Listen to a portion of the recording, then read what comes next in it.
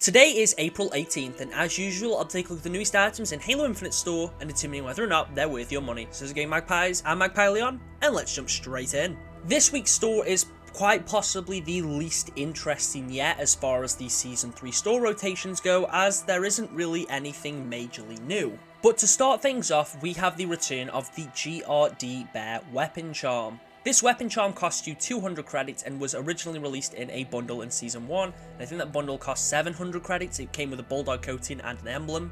The charm itself is fine, and I don't think the price point is terrible, but this is an item that I'm really not that interested in. Also returning this week is the Golden Age bundle. This gives you 9 weapon coatings for 700 credits. You get the Golden Age weapon coating on the Sniper, the Rocket Launcher, the Bandit, the Bulldog, the Commando, the Battle Rifle, the Hydra, the Assault Rifle, and the Sidekick.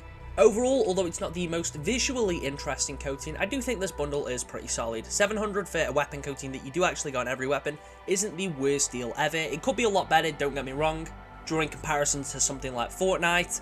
Usually when you buy weapon skins in that game, they cost anywhere between 300 to 500 as sort of a base point. And you do always get those wraps for all your weapons and some of the vehicles too. But as far as some of the later bundles have gone with Halo Infinite, I do think 700 for what you get here isn't awful. Especially considering we had a bundle the other week that was 1,200 credits for like 5 coatings, which was extremely bizarre. Moving on, we have another weapon coating set, and this is the Hexing Sky one. This one is new and gives you the weapon coating for 8 weapons. It costs the same price as Golden Age, but for some reason you don't get this coating for the Bandit Rifle. So I do think Golden Age is a better deal in terms of the fact that you do get 1 extra coating. I don't really think there's any logical reason as to why the Bandit coating isn't included in this bundle.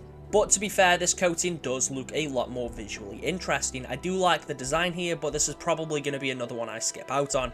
Things start to get a little bit more interesting up next with the Temple Grounds bundle. This gives you the Temple Grounds coating for Chimera, Mark 7 and Mirage cores. And one thing that is a little bit interesting is that the Mark 7 coating actually has a somewhat different design to Mirage and Chimera. I really don't understand why, but whatever. The coating itself is pretty cool, I like the design, however 800 credits for a coating you only get for 3 cores is absurd. I know a lot of people weren't super happy with the ODST coating we got the other week, but at least that gave you the coating for every core for the same price as this one. This will definitely be a skip for me because this just doesn't seem fair at all. There's no defending this one. Speaking of bundles that are hard to defend, the final thing this week is the Epsilon Autumn bundle, and as far as I'm aware, this is the last of the Epsilon series bundles. And just like its predecessors, you get this coating for everything. Well, every weapon and armor core. And to be fair, this might be my favourite out of all the Epsilon bundles, as I do think Epsilon Autumn looks much nicer and looks much more unique compared to the others, mostly down to its colour palette. It is a really nice coating, but 1,400 credits for essentially just 1 coating? I think I'll probably just wait for this to be released individually for the different cores and weapons, or for some of the smaller bundles that should be upcoming, and probably just get it for whatever core I like, because I think just paying 1.4k for just 1 coating, it's ridiculous. But I feel like I've basically said everything I can already about this for Epsilon Winter and Epsilon Spring. Again though, similar to the other ones, is technically a couple of different coatings, as the patterns and designs on some of them are slightly different, or some of the materials. Again, I don't know why. I don't know why it's technically like 3 or 4 different coatings. It's just really weird. As for this week's Ultimate Reward, it's currently scheduled to be the Post-Amp Utility Piece for the Chimera core, which is a pretty decent free utility piece for Chimera. And yes, just like most of the other armor pieces, it does in fact apply your coating, which means it's just one of the better utility pieces in the game just for that alone. Personally, I think this should have been last week's Ultimate Reward, as that would have lined up much better with the event, but whatever, I'm glad it's here regardless. And this will probably be another one that I go for.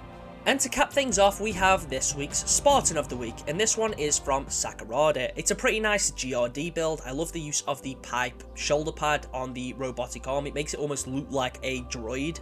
Just this little robot that's piecing itself together with scraps. I like the design, it's a pretty cool Rakshasa build.